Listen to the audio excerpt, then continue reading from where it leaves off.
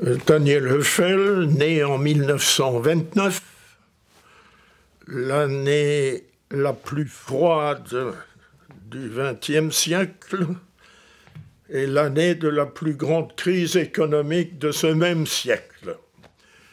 Je suis né dans un milieu paysan, puisque mes parents étaient paysans, à Ranchoheim, mon village natal, qui est resté mon village, celui où se trouvent mes racines.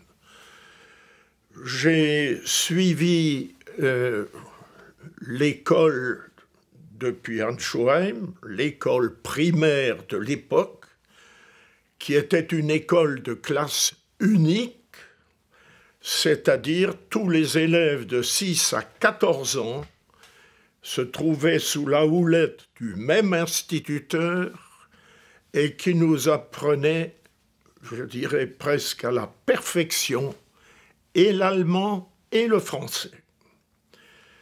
À la suite de cela, la guerre a complètement bouleversé la scolarité, puisque j'ai successivement suivi la 6e au collège de Bouxwiller en français, puis de la 3.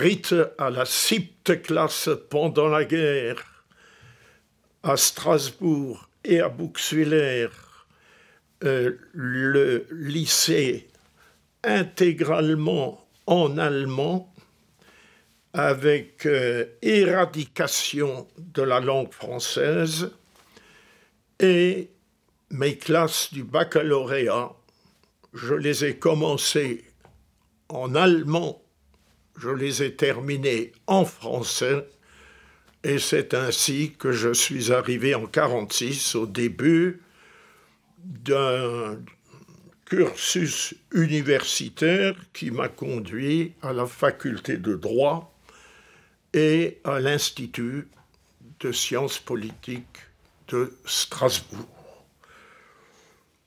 J'ai conclu ce cursus par une thèse sur le droit de dissolution de l'Assemblée nationale sur la 4e République, un indice d'un intérêt certain pour la vie politique et qui a été encore confirmé par le fait que mon père, agriculteur dans l'âme, mais chargé en 1945, pour des raisons linguistiques et aussi pour sa personnalité,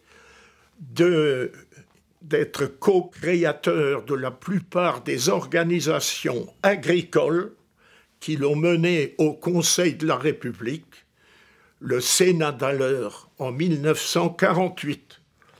Deuxième explication d'un certain intérêt pour la vie publique. Pourtant, et j'en suis heureux, je n'ai pas fait que de la politique dans ma vie. J'ai pendant un quart de siècle travaillé à la Chambre patronale des industries du Bas-Rhin, organisme fédérant les entreprises industrielles du département sur le plan social, sur le plan de la formation. Tout cela m'a permis de toucher à la vie économique, sociale, de la formation du département, et c'est un peu naturellement, tout en n'ayant pas fait professionnellement de la politique, qu'à 48 ans, j'ai commencé une vie d'élu. Vie d'élu qui m'a mené de la présidence du Comité économique et social d'Alsace au Sénat, puis comme secrétaire d'État sous Valéry Giscard d'Estaing, Raymond Barre et Simone Veil au gouvernement, ministre des Transports toujours sous les mêmes responsables politiques de nos pays, avec une interruption en 1981, avec la seule vraie alternance politique qu'il y a eu dans le passé, puisque avec l'arrivée de François Mitterrand à la présidence de la République et le départ de Valéry Giscard d'Estaing, j'ai recommencé par le Sénat une deuxième entrée au gouvernement sous Édouard Balladur et dans la cohabitation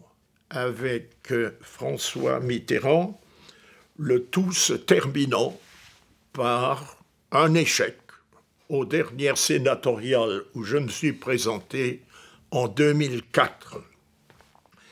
Tel est mon cursus.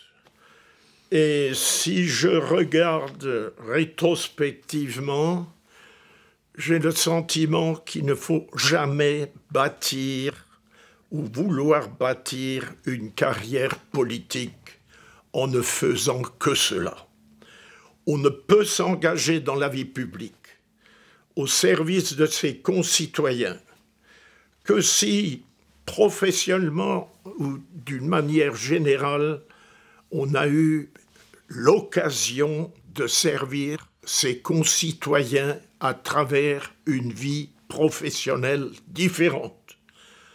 Peut-on défendre les intérêts de ses concitoyens et dire qu'en leur nom, on défend telle ou telle cause si on n'a pas eu l'occasion de pratiquer autre chose d'une manière moins conflictuelle, mais ô combien instructive. Voilà pourquoi, en me retournant sur mon existence, je crois que j'ai bien fait de consacrer un quart de siècle à une vie professionnelle, je dirais, rangée, et un autre quart de siècle à une vie politique qui m'a permis, avec le Sénat, la présidence du Conseil général, la mairie de ma commune rurale, le Conseil général d'un quartier sensible de Strasbourg, à toucher aux aspects les plus divers de la vie publique. Voilà, je crois, ce qu'on peut, en essayant de résumer, dire rétrospectivement. Je me garderai bien de dire si ce que j'ai fait correspond à ce qu'on peut attendre d'un élu. Je crois que l'essentiel est de ne pas avoir fait que de la politique dans la vie et d'avoir essayé le mieux possible de servir l'intérêt de nos concitoyens, l'intérêt de l'Alsace que j'ai essayé de ne jamais oublier, quelle que soit la fonction occupée, l'intérêt de mon pays, la France, mais l'intérêt aussi de l'Europe, car peut-on défendre la position, la personnalité de l'Alsace sans penser à sa vocation et à son rôle dans un ensemble européen?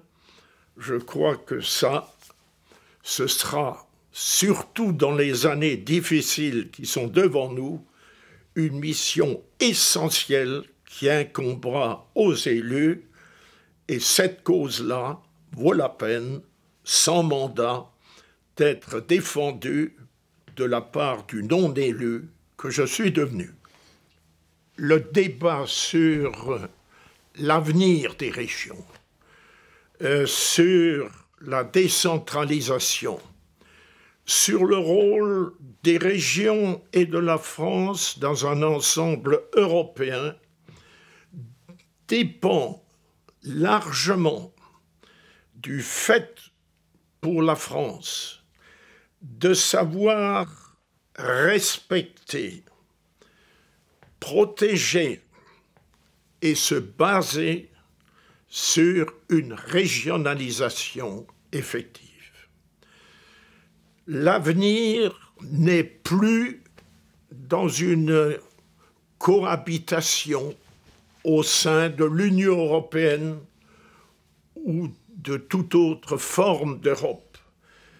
Cet avenir n'est plus celui d'une coexistence entre des nations, des États-nations, sans que ceux-ci soient véritablement enracinés dans un fait régional. Ce fait régional passe par l'affirmation des identités régionales. Un État ne peut être fort que dans la mesure où toutes les décisions ne viennent plus d'en haut vers le bas, mais dans la mesure où son autorité sera relayée ou découlera de l'autorité des régions qui sont le relais naturel vers la population, vers les électeurs. Et cette affirmation du fait régional passe par la reconnaissance d'une identité. Lorsque je vois que le dernier découpage régional a été réalisé au coin d'une table, et ce ne sont pas des paroles en l'air, j'ai sur moi la page des mémoires du président de la République d'alors, que c'est à l'aide d'une gomme et d'un crayon que le pays a été divisé en régions. Non, ce n'est pas une régionalisation qui, quels que soient les moyens artificiels mis en œuvre pour essayer de la pérenniser, c'est l'identité, le fait de la population, des électeurs à la base, de ressentir son appartenance naturelle à un ensemble fondé sur un certain nombre de critères. C'est ça qui donne corps, qui donne une âme, qui donne un cœur, parce qu'il faut tout cela pour avoir le sentiment qu'on appartient, qu'on fait partie d'une région, une région non pas hostile à la nation, mais au contraire des régions dont découle dans leur synthèse la formation d'un État fort ayant une autorité naturelle et non pas imposée. Certains tenants d'une centralisation ultra forte voudraient ramener le sentiment d'identité à l'imagerie, à la nostalgie, au passé désormais révolu. Non, la région, loin d'être l'addition de telles réminiscences passéistes, la région, plus que jamais, et c'est le constat qu'on peut faire dans tous les grands États de l'Union européenne, est une composante complexe de divers facteurs qui, tous ensemble, donnent à cette région corps. Mais je crois que les religions, le fait que nous soyons une région où la tolérance interreligieuse est un élément essentiel aussi de l'esprit de la personnalité alsacienne, continue à jouer un rôle. Et je crois que l'Alsace a démontré, et je voudrais à cet égard saluer les efforts entrepris par les derniers présidents de la région Alsace, je crois que cela peut être un excellent laboratoire pour cultiver un esprit de tolérance bien au-delà des religions, ce qui permet à l'Alsace de rester un phare montrant sur le plan de la cohabitation entre régions, entre peuples voisins, la voie de la tolérance qui devrait pouvoir se montrer contagieuse dans la vie publique, dans la vie professionnelle, dans la vie économique. Oui, je crois que c'est un élément qui doit être cultivé, maintenu, si possible renforcé. Tolérance et esprit religieux ne sont pas antinomiques, mais au contraire contribuent l'un à fructifier l'autre, et voilà pourquoi j'y suis profondément attaché. Je considère comme une idée absurde, comme une erreur fondamentale, le fait de vouloir mettre fin à l'originalité de l'existence d'une région Alsace. La région européenne au sens où s'est exprimé le président de la République et le gouvernement précédent pour dessiner une région Grand Est ne correspond à aucune réalité sur aucun plan. Premièrement, parce que la région européenne n'existe pas. Or, dans les mémoires du président Hollande, j'ai vu que maintenant, la régionalisation a franchi un pas décisif parce que nous avons enfin des régions à dimension européenne. Ouais. Prenons nos voisins allemands. La Sarre est une région sans complexe dans le fédéral allemand. Elle n'a pas de complexe ni devant la Bavière, ni devant Rhénanie-Westphalie. Une région n'est pas forte par les kilomètres carrés, ou comme je l'ai vu récemment sur une publicité sur les trams de Strasbourg, par les centaines de kilomètres qui séparent le Grand Est de ses voisins belges, luxembourgeois, suisses et allemands. Non, ce n'est pas un argument. Deuxième argument. Dans ce que j'ai lu, l'Alsace voulait rester seule. Alors là, et c'est la raison pour laquelle le Grand Est était nécessaire. L'Alsace n'a jamais été seule. L'Alsace fait partie à la fois, je le disais, d'un ensemble rhénan, avec nos voisins suisses et allemands, avec lesquels, depuis 1945, une coopération qui va en augmentant sur tous les plans est une réalité.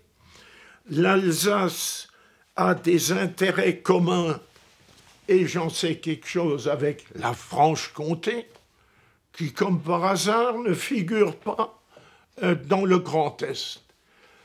Autre argument qui est invoqué, donc l'Alsace seule, l'Alsace doit être maintenant dans une région ayant une dimension européenne, n'ayons pas de complexe. Est-ce que la Bretagne, lorsqu'elle a dit non à être englobée dans un ensemble centre-ouest, s'est exposée à pareille critique? Est-ce qu'elle a le sentiment, elle qui est sans complexe, d'être seule? Je n'ai pas le sentiment. Voilà donc quelques arguments, je crois, qui font que notre identité peut être préservée, cultivée et développée si on nous laisse notre espace qui correspond à une réalité ressentie par les uns et les autres.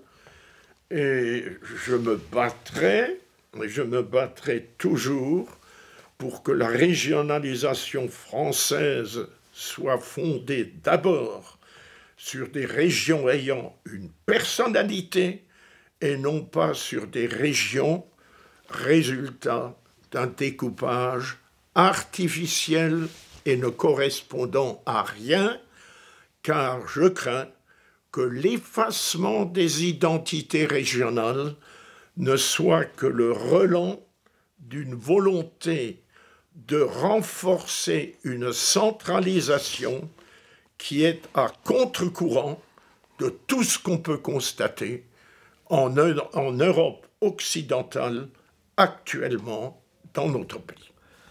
Je crois que la régionalisation consiste à respecter un certain nombre de règles, de coutumes. Ce n'est pas forcément le nivellement de toutes les régions sur tous les plans qui donnera à la République française l'élan et la force qui doivent être les siennes. La France doit être riche de ses différences. Il y a des particularités bretonnes, basques, alsaciennes, pour évoquer les régions, disons, les plus typées, qui ont la personnalité la plus affirmée, ou qui, pour certaines d'entre elles, croient encore l'avoir. Il est bon qu'il en soit ainsi. C'est cette diversité qui donne vitalité et force à un pays même centralisé. Puisse Paris se souvenir du fait que l'Alsace, malgré tout, est une région avec sa personnalité, sa manière d'être, qui a démontré dans le passé qu'elle était capable d'avoir des réactions parfois inattendues et brutales, et que mieux vaut l'écouter a priori plutôt que de laisser s'installer un malaise qui serait la plus mauvaise des solutions. Voilà pourquoi je crois que le bon sens conduira à tous les échelons de notre État à prendre en compte ce qu'est l'appel du peuple d'Alsace, pour utiliser la bonne formule, et dont je me sens à la fois solidaire et libre d'expression. Lorsqu'en 1979, accompagnant le président de la République, Valéry Giscard d'Estaing, dans son voyage à travers les territoires français du Pacifique, nous sommes arrivés à Nouméa, en Nouvelle-Calédonie. Et dès notre descente de l'avion, les autorités calédoniennes étaient là, heureux d'accueillir le président et son entourage, dont j'étais avec 2 de mes collègues du gouvernement. Et tout d'un coup, suivant le président, Monseigneur Klein, évêque de la Nouvelle-Calédonie, m'interpelle en alsacien, juste derrière le président, und wir sind glücklich geworden, so weit vom Elsass miteinander elsassisch reden zu können. Und wir haben ein Plaisir gehabt, das laut zu machen und nicht leslich. Und dann hat sich der Präsident zurückgedreht und hat gesagt, je ne savais pas que vous parliez aussi le kanak. Und haben auch sowohl in der Nouvelle-Calédonie wie auch in der Polynésie, wo ich ein paar Mal auch gehen, habe ich alleweil gern die Lokalsektion von der Elsasser weit von da können besuchen, einen Abend mit ihnen zu verbringen und zu zeigen, dass Elsass nicht nur zwischen Rhin und Vogesen liegt, sondern dass euch weit von dem wir an dem danken, ans Elsass danken. Und ich glaube, das ist euer Beweis, dass es notwendig ist, dass wir unsere Wurzeln wieder pflanzen, erhalten und dafür sorgen, dass das Elsassische nicht vergessen wird.